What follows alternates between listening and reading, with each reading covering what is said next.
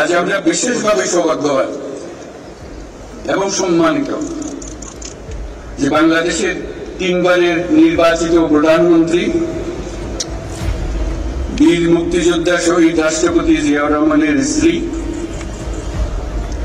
বেগম খালেদা জিয়া আজ এখানে আমাদের মধ্যে উপস্থিত আছেন।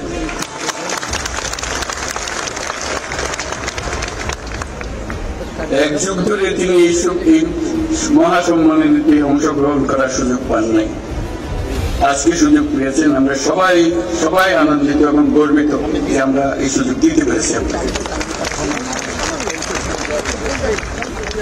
শারীরিক অসুস্থতা সত্ত্বেও এই বিশেষ দিবসে সবার সঙ্গে শরীর খাওয়ার জন্য আপনাকে আবারও ধন্যবাদ। আমরা তার আশু রোগমুক্তি কামনা করছি এবং এই অনুষ্ঠানে বিশেষভাবে স্বাগত জানাচ্ছি।